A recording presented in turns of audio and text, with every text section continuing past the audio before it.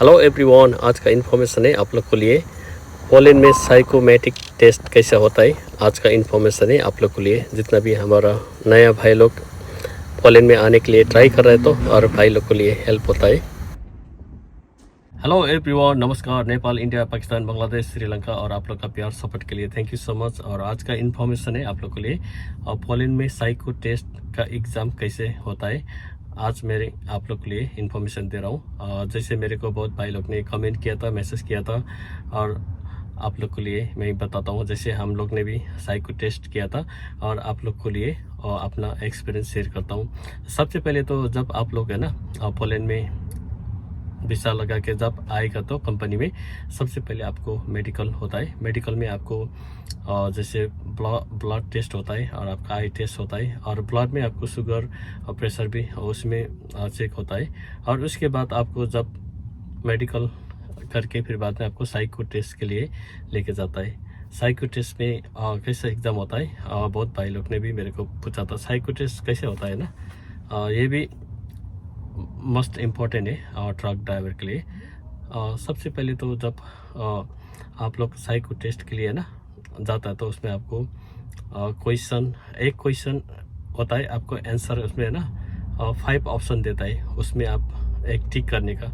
जैसे एक ही क्वेश्चन होता है जो एग्ज़ाम होता है, वो आपको मेरे को अलग होता है, दूसरा दोस्त को अलग अलग होता है, और आप लोग को है ना उसमें थोड़ा डिफ़िकल्ट होता है। जो क्वेश्चन आंसर होता है वो आपको देना पड़ता है। उसमें आपको एक चॉइस करके है ना 5 आंसर में आपको कौन सा करेक्ट है उसको आप चॉइस करके एग्ज़ाम करना पड़ता है। और उसके बाद उसमें आपको 35-40 ऐसा होता है। और उसके बाद आपको एक टेस्ट होता है, जो एक टेबल होता है, और टेबल के ऊपर आपको लाइट है ना बटन होता है, एक ब्रेक जैसा भी होता है। और जब आपका वो क्लास करके फिर आपको वो सिस्टम का लिए करना पड़ता है। जैसे आप लोग उसमें टेबल में जाके आपको लाइट ग्रीन, येलो, रेड आता है। जब आप लोग है ना उसमें जाके उस आपको पहले बता देता है आपको है ना ये सिस्टम से करने का आपको। जैसे कोड साइको टेस्ट में आपको लाइट आता है ग्रीन है ना, ग्रीन को टच करने का, जिधर जिधर आपको ग्रीन आता है उसमें आपको फास्ट करके ग्रीन लाइट टच करने का। और फिर येलो या रेड आएगा तो आपको वो जो एक ब्रेक जैसा होता है उसका आप टच करने का पैर से ना, फिर ऑटोमेटिक रुक जाता है।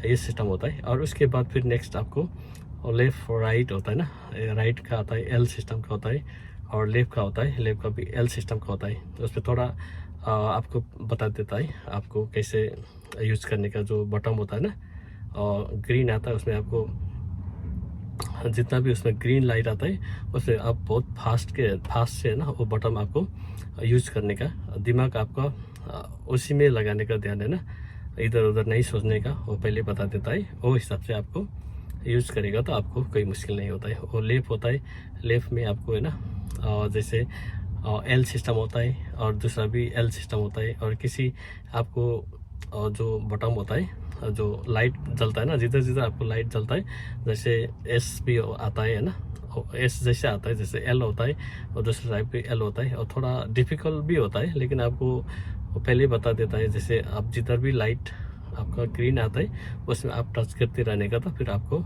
ऑटोमेटिक वो मशीन होता है जो कंप्यूटर है ना आपको कंप्लीट करेगा तो आपको पास हो जाता है। और उसके बाद तो कोई प्रॉब्लम नहीं। ऐसा होता है साइको टेस्ट है ना, वो हमारा जो दिमाग का टेस्ट करता है ना लाइट, यही सेम सिस्टम है। इसमें कोई घबराने का ज़रूरी नहीं है। लेकिन साइको टेस्ट भी क्या होता है, जब आप लोग ने ना साइको टेस्ट में पास नहीं हुआ, उसमें आपने कंप्लीट नहीं किया तो आपको फिर फेल हो जाएगा। तो क्या होता है, आपको 1 साल के तक फिर आपको साइको टेस्ट का एग्ज़ाम नहीं मिलता है। अभी हमारा कंपनी में एक भाई आया था, वो भाई को भी सेम यही प्रॉब्लम हुआ था। पहले तो ऐसा हम लोग को भी मालूम नहीं था ऐसा होता है बोल के ना, लेकिन वो भाई को जब एग्ज़ाम दिया उसमें उसका जो पॉइंट है ना कम आया, और उसको बाद में रिपोर्ट मिला और कंपनी को भेजा। वो बोलता है अभी ये 1 साल अभी ये एग्ज़ाम नहीं दे सकता है, इसको नेक्स्ट एग्ज़ाम में नेक्स्ट ईयर में होता है बोलता। फिर हमने बोला सर इसको थोड़ा रिक्वेस्ट करेगा तो अच्छा होता है, क्योंकि अभी फिर नेक्स्ट एग्ज़ाम मिलने के लिए चांस है। बोला तो नो चांस बोलता है। ये सिस्टम होता है। आपको जब साइको टेस्ट ख़राब हो जाएगा, आपको एग्ज़ाम है ना अच्छा नहीं हुआ तो आपका फिर आप ड्राइविंग नहीं कर सकता है। फिर उसने बोल दिया आप दूसरा काम में जा सकता है। ये होता है इधर कंपनी है ना। इसके लिए वो भाई दूसरा काम के लिए गया, लेकिन मालूम नहीं है जैसे पोलैंड के अंदर है ना, जैसे स्टेट बहुत है, एक स्टेट में फेल हो जाएगा तो फिर दूसरा स्टेट में उसको एग्ज़ाम मिलता है नहीं मिलता वो मेरे को भी कंफर्म नहीं है। ये हुआ वो भाई फिर हमारा कंपनी से निकल के गया दूसरा में है ना। अभी उसको ड्राइविंग के लिए अलाउड नहीं दिया, जो डॉक्टर देता है रिपोर्ट है ना। ये प्रॉब्लम होता है। इसके लिए मैं अपना एक्सपीरियंस भी भाई लोग को लिए शेयर करता हूँ, जितना भी हमारा एशियन भाई लोग है ना को हेल्प होता है। इसके लिए आप लोग आ सकते हैं, कोई मुश्किल तो नहीं है, लेकिन जब साइको टेस्ट का टाइम है आप थोड़ा दिमाग उसमें करेगा तो कोई प्रॉब्लम नहीं है। लेकिन साइको टेस्ट में आप एग्ज़ाम में है ना पास नहीं हुआ तो फिर आपको 1 ईयर तक आपको वेट करना पड़ता है। फिर आप दूसरा काम करना पड़ता है, आपको ड्राइविंग नहीं कर सकते, उसमें आपको फिर फैक्ट्री में काम करना पड़ता है। ये सिस्टम होता है। अभी मेरे को भी पहले मालूम नहीं था, अभी मालूम हो गया। इसके लिए मैं अपना भाई लोग को लिए जो एक्सपीरियंस था आप लोग को लिए शेयर करता हूँ। Okay, thank you. Hello friends, आज मैं जा रहा हूँ डेनमार्क से जर्मनी के लिए। आज मैं आप लोग को लिए दिखाता हूँ द ग्रेट बेल्ट ब्रिज बोलता है और स्टोर बेल्ट ब्रिज भी बोलता है। आज मैं आप लोग के लिए जो डेनमार्क का ब्रिज दिखाता हूँ। और जितना भी अभी मैंने आप लोग को लिए इंफॉर्मेशन दिया है आप लोग को लिए हेल्प के लिए होता है। क्योंकि जो साइकोमेट्रिक टेस्ट होता है ये बहुत इम्पोर्टेंट है, जितना भी हमारा ड्राइवर के लिए है ना। ये अद्भुत इंजीनियरिंग उपलब्धि है जिसे 1998 में खोला गया था।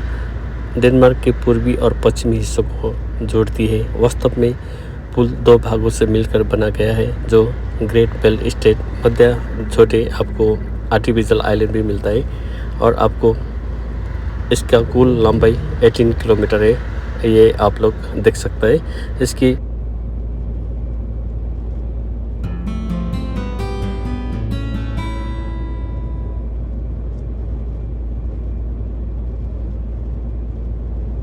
डेनमार्क में ग्रेट बेल्ट ब्रिज का कई बार इस्तेमाल हम लोग ने किया है, जो जिलेन और फिन द्वीपों का जोड़ता है। ये समुद्र के शानदार नज़ारों के साथ वास्तुकला एक अविस्मरणीय नमूना है। कुल ये 18 किलोमीटर में फैला हुआ है। आप लोग देख सकते हैं जब आपका पास ब्रो ब्रिज है तो आप लोग ब्रो ब्रिज से भी जो आपको टिकट लगता है टोल में आपको इजी हो जाता है। अगर आपका पास ब्रो ब्रिज इस्तेमाल करते हैं तो आपको टोल पर छूट मिल सकती है। ऐसा सिस्टम बनाया है जो आपको है ना इधर का जब आप लोग ड्राइविंग करके टाइम में आपको ये जो लुभाने वाला मनोरम दृश्य के साथ अनुभव कई मज़ेदार होते हैं। द्वीपों के बीच गाड़ी चलाने वाली किसी को भी इसका आपको अच्छा लगता है। द ग्रेट बेल्ट ब्रिज आप लोग को लिए जब डेनमार्क से कोपेनहेगन से आप लोग को जर्मनी जाने के लिए भी ये ब्रिज आपको जोड़ता है। ऐसा सिस्टम होता है, इसलिए मैं अपना एक्सपीरियंस हमारा जितना भी भाई लोग के लिए शेयर करता हूँ। जो ये ब्रिज के ना जो इसके अंदर से और ट्रेन भी इसमें संचालन होता है। और इसके बाद आपको आर्टिफिशियल आइलैंड भी मैं दिखाता हूँ, जो आपको आर्टिफिशियल आइलैंड मिलेगा और उसके बाद फिर आपको ब्रिज मिलता है।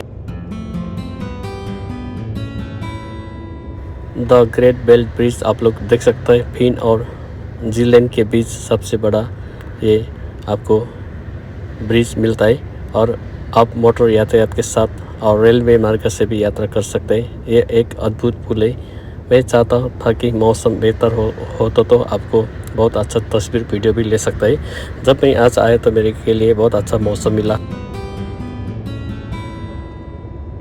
अभी आप लोग देख सकते हैं आपका ब्रिज के बाद फिर आपको आर्टिफिशियल आइलैंड मिलता है और उसके बाद फिर आपको दूसरा ब्रिज भी इसमें देखने के लिए मिलता है। ये सिस्टम ऐसा होता है जैसे है ना हम लोग हर भाई लोग जितना भी ड्राइविंग में आ रहा है तो हम लोग को हर कंट्री में ड्राइव करने के लिए मिलता है। इसके लिए हम लोग का अपना अपना एक्सपीरियंस है ना हम लोग शेयर करता है और भाई लोग के लिए हेल्प होता है।